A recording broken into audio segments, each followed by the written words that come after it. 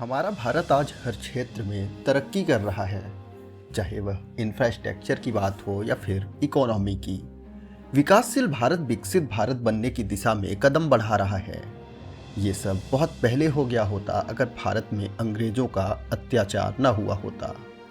हम सब जानते हैं कि भारत 190 सालों तक या कहें कि लगभग 200 सालों तक अंग्रेजों का गुलाम रहा। इस गुलामी ने हमसे हमारा बहुत कुछ छीन लिया। जैसे हमारे पास सोने चांदी की कोई कमी नहीं थी। भारत में इतना धन था कि हर व्यक्ति के हिस्से में किलो भर सोना तो आ ही जाता।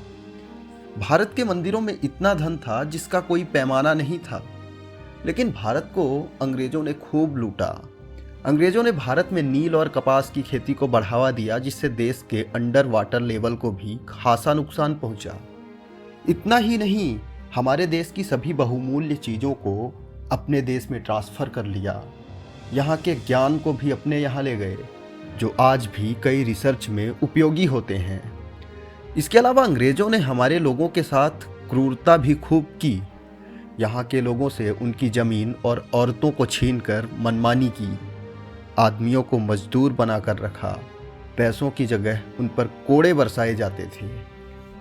अंग्रेज़ों की क्रूरता से जुड़ा वीडियो हमने पहले ही बना रखा है, जिसकी लिंक डिस्क्रिप्शन पर दी है, आप देख सकते हैं। आज आपको अंग्रेज़ों के उन कामों के बारे में बताएंगे जो भारत के लिए बहुत उपयोगी हैं। अंग्रेज़ों के उन कामों पर चर्चा करते हैं जिसकी वजह से भारत की तरक्की को तो मानो पर लग गए हों। उससे पहले आपने हमारा चैनल सब्सक्राइब नहीं किया है तो प्लीज़ कर लें और बेल नोटिफिकेशन भी ऑन कर लें।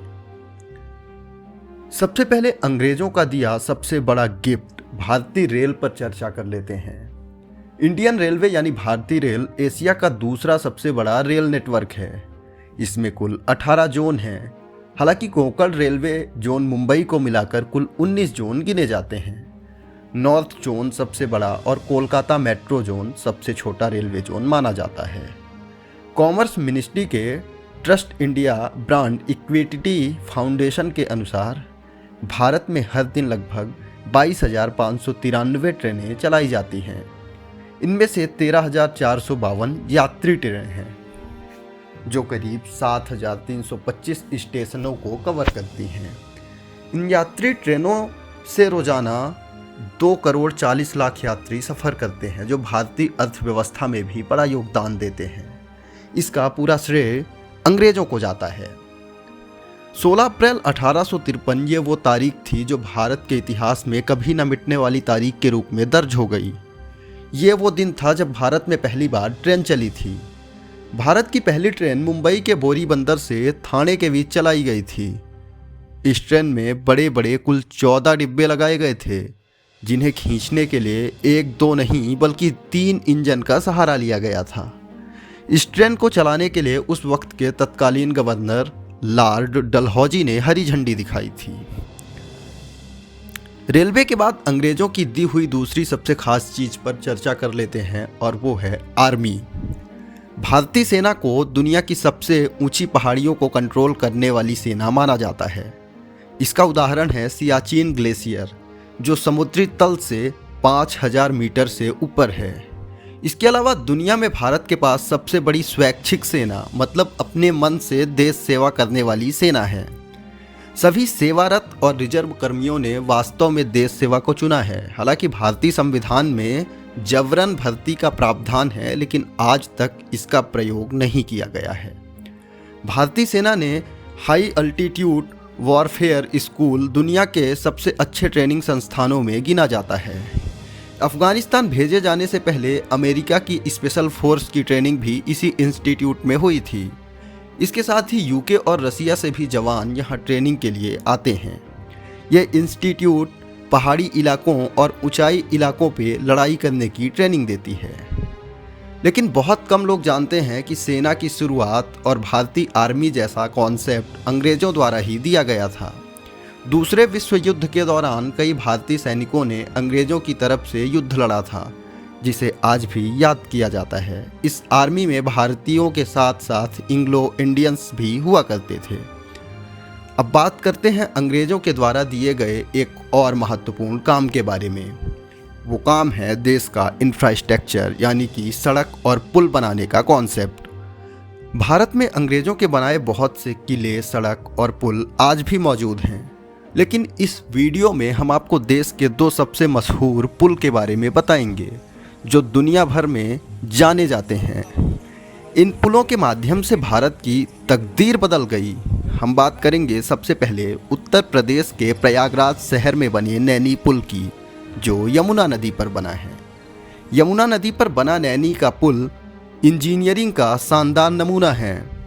1905 से पहले उत्तर दिशा में शहर प्रवेश के लिए कोई सड़क मार्ग नहीं था। फाफामऊ और तेलियरगंज के बीच नाव से ही लोग नदी पार किया करते थे। मध्य प्रदेश की ओर आने के लिए 1865 में जब यमुना पर नैनी पुल बना तो दक्षिण पूर्व दिशा से भी सड़क और रेल मार्ग से लोग शहर में आने लगे। यही पुल कलकत्ता को दिल्ली से जोड़ने में भी मददगार साबित हुआ। आइए हम इस पुल के बारे में थोड़ा सा जान लेते हैं। 1855 में नैनी और तत्कालीन इलाहाबाद के बीच पुल बनाने का स्थान चिन्हित हुआ। इस बीच 1857 की क्रांति के बाद देश में कंपनी शासन खत्म हुआ।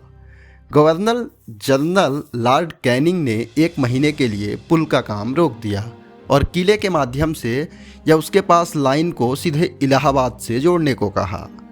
1859 से युद्ध स्तर पर कार्य शुरू हुआ और 6 साल में पुल बनकर तैयार हो गया। पुल की कुल लंबाई 3150 फीट है, जिसमें 200 फीट के 14 और 60 फीट के 2 स्पैन यानी कि पिलर लगे हुए हैं। आप अगर नैनी पुल से कभी गुजरेंगे तो पिलर नंबर 13 को देखिएगा। वो विशेष रूप से जूते के आकार का बनाया गया है। उस पुल की बड़ी दिलचस्प कहानी है, उस पर मैं एक अलग से वीडियो बना दूंगा। आपको बता दें, नैनी पुल बनाने में उस वक्त 44,46,300 रुपये की लागत आई थी। इसी तरह अंग्रेज़ों की इंजीनियरिंग का सबसे नायाब उदाहरण है भारत की सांस्कृतिक राजधानी कोलकाता में दिखने वाला हुगली नदी पर बना अंग्रेज़ों के द्वारा बनाया गया हावड़ा ब्रिज। इस पुल की सबसे बड़ी खासियत यह है कि इस पुल को सपोर्ट देने के लिए नदी के बीच में कोई भी खंभा या पिलर नहीं है। ये शहर के दोनों किनारों में बने 280 फीट ऊंचे 2 पिलरों पर टिका हुआ है।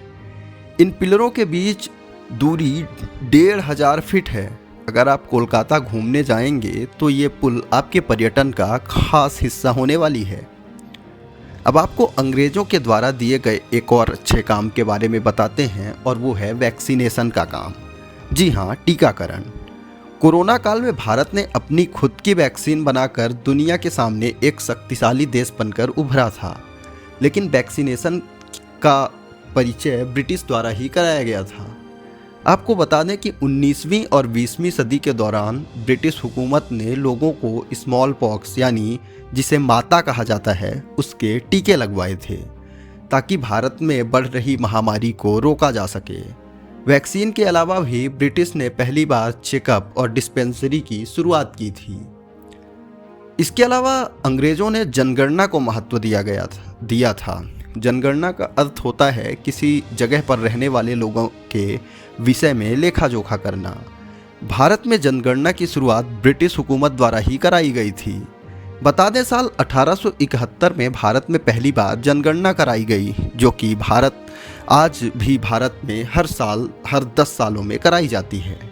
इस गणना के हिसाब से ही भारत में हो रहे विकास कार्यों का अंदाज़ा लगाया जाता है, और सबसे ज़रूरी है देश में फूड सिक्योरिटी को मेंटेन रखना। इसके लिए भी जनसंख्या और जनगणना जरूरी है। अंग्रेज़ों द्वारा किए गए सभी अच्छे कामों में से एक है कुछ कुप्रथाओं पर प्रतिबंध लगाना। भारत में ऐसी कई प्रथाएं मौजूद थीं जो सालों से महिलाओं का शोषण करती थीं।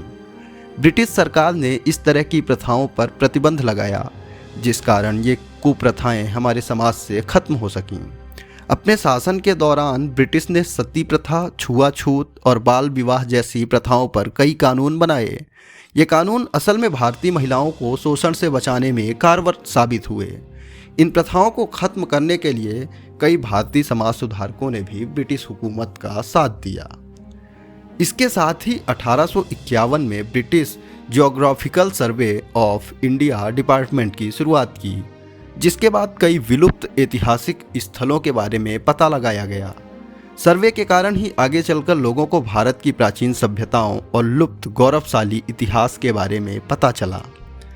तब से आज तक भारत के सर्वेक्षण का काम चालू है, जिस कारण लोग अब भारत के इतिहास के बारे में और अधिक अच्छे से जान पाते हैं।